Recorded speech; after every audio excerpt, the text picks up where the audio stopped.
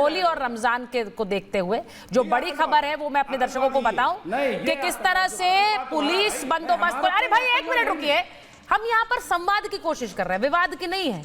ये जो खबरें आ रही हैं इसे लेकर के आप लोग अगर करेंगे तो घरों में, गली मोहल्लों में क्या होगा जरा सोचिए। होली रमजान पर यूपी पुलिस ने हाई अलर्ट जारी किया है। यूपी के डीजीपी का अधिकारियों को निर्देश है कि हुड़दंगियों के लिए सख्त निर्देश, किसी भी हालत में अराजकता बर्दाश्त नहीं होगी, ये डीजीपी कह रहे हैं। और कह रहे हैं कि ट्रेनों पर पथराव और अराजकता नहीं होनी चाहिए।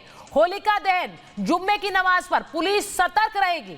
यानी दोनों ही धर्मों के जो त्योहार हैं उन पर किसी भी तरह की कोई अराजकता बर्दाश्त नहीं की जाएगी, पुलिस सतर्क रहेगी। अब मैं विनोद जी के पास जा रही हूं। विनोद जी को स्क्रीन पर रखिए, फराज साहब को रखिए और मौलाना शहाबुद्दीन रिजवी साहब को रखिए।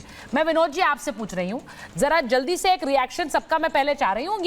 ये जो बार बार कहा जा रहा है कि हिंदू मंदिर निशाने पर, अयोध्या के राम मंदिर से किसे परेशानी है?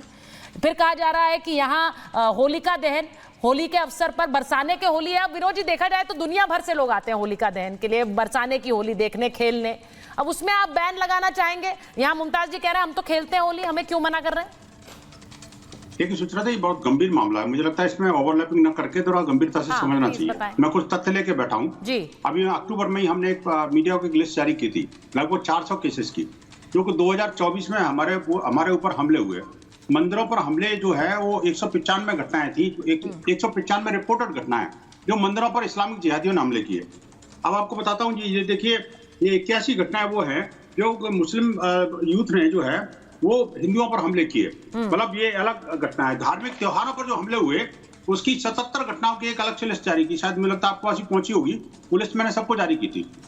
और अब देखिए 77 जो लिस्ट जो अपने त्योहारों पर जो हमले हुए उनमें होली पर हमले की भी लगभग दर्जन भर घटनाएं हैं। मैं आपको कुछ दृष्टांत बताता हूँ।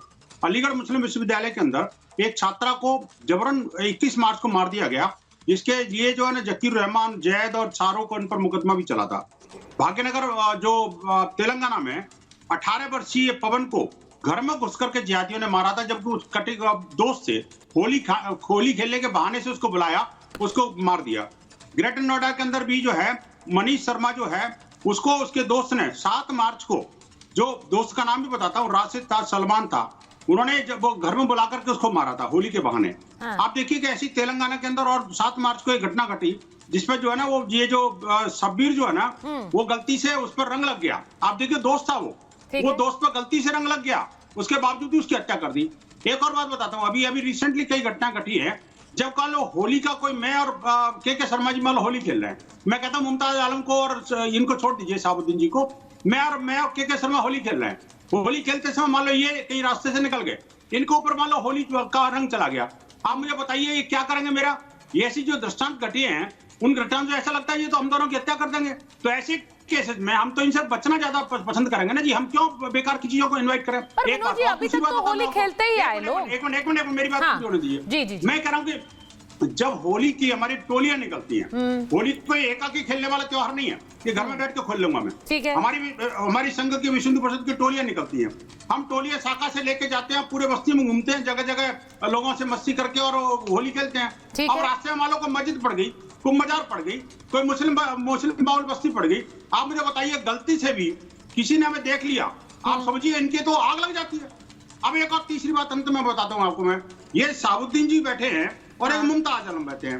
ये बातें तो बहुत करेंगे मुसलमानों की, लेकिन क्या ये दोनों एक दूसरे की मस्जिद में जा सकते हैं? क्या ये दोनों आपस में होली खेलते हैं? क्या ये होली पे अगर कहीं किसी मस्जिद को रंग लग गया तो ये नहीं, मैं तो एक और एंगल से बात कर रही हूँ विनोद जी। कुछ मौलाना ऐसे भी हैं, मौलाना शहाबुद्दीन साहब, फराज साहब, कुछ मौलाना ऐसे हैं जो कह रहे हैं कि भाई इस्लाम में तो होली खेलना ही सही नहीं माना गया है, तो होली खेलनी ही क्यों है? क्यों जाना चाह रहे हो होली खेलने? अगर वो कह रहे हैं बैन करो, अब अगर वो कह रहे हैं बैन करो तो तुम खुद मत जाओ।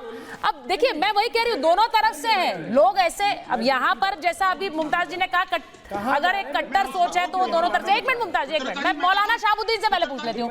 मौलाना शहाबुद्दीन, मैं कहता हूँ ऐसे कई मौलाना साहब हैं जो कह रहे हैं कि होली ही मत खेलो क्योंकि आपके धर्म में इजाजत नहीं है, तो क्यों जाना है आपको हिंदू त्योहार खेलने?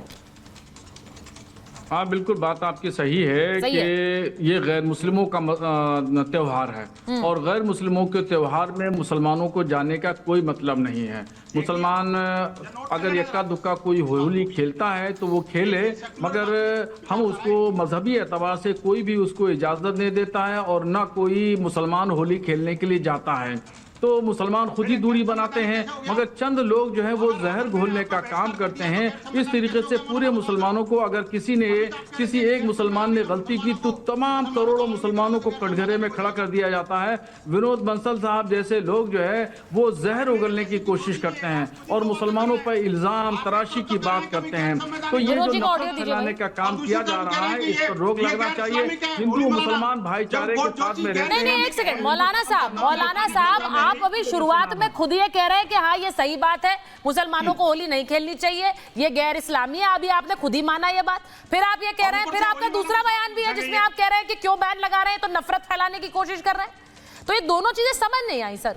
ये दो मुंह सांप हैं ये। देखिए एक मजहबी एतबार से और एक आर्थिक एतबार से, जब देखिए संविधान ने जब इस बात की इजाजत दी है कि कोई भी एक कहीं का रहने वाला है वो कहीं भी बिजनेस कर सकता है, कहीं भी आ जा सकता है, कहीं भी दुकान लगा सकता है, कहीं खरीदो फरोख्त कर सकता है, तो फिर जो है वो इस संविधान ने इजाजत दी है कि कन्हैयालाल को दर्जी की दुकान पर जाकर मार दो। क्या इसका मकसद ये है मुसलमानों को बदनाम करना, मुसलमानों की छवि को धूमिल करना, मुसलमानों की छवि को धूमिल करने की कोशिश की जाती है, मुसलमानों को बदनाम करने की कोशिश की जाती है। एक मिनट मौलाना साहब, विनोद जी, मैं एक करके कोशिश कर रही हूँ, बात करिए आप।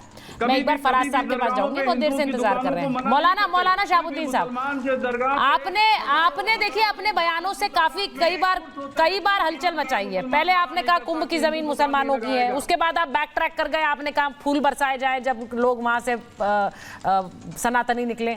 उसके बाद अभी आपका जो बयान आया था वो यही बयान था जिसमें आप कह रहे थे कि भाई हिंदुओं यहाँ पर मुसलमानों को क्यों बैन किया जा रहा है, ये गलत बात है, ये एकता के ऊपर एक तरह से एक हमला है, हिंदू मुस्लिम एकता। अब आप अभी थोड़ी देर पहले कह रहे थे कि हाँ नहीं जाना चाहिए मुसलमानों को हिंदू त्योहार में, वो सही नहीं है।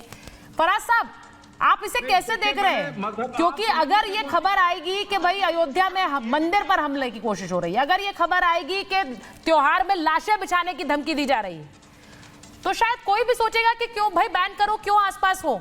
ये कहा जा रहा है, वो ये कह रहे हैं जो आचार्य जी ने कही बात। मुझे बड़ा संकट में डाल दिया। हाँ बोलिए ना प्लीज। वो मैं आपने इसलिए डाल दिया कि आप मेरी one of the favourite anchors में से एक हैं, और मैं अभी होली से पहले दिल्ली आ रहा था तो सोच रहा था कि होली हम आपके साथ भी मनाएंगे, अपने और दोस्तों के साथ मनाएंगे। अब पहले आप ये बताइए, आप होली हमारे साथ मनाएंगे कि नहीं मनाएंगे? हमको होली की मिठाई खिलाएंगे कि नहीं? अरे सर यहाँ मैं तो खेलूंगा साथ। नहीं, मैं आपको एक और बात बताऊंगी, आप आएंगे तो होली की मिठाई भी खिलाएंगे और आचार्य जी खिलाएंगे आपको, मैं नहीं, वो भी खिलाएंगे।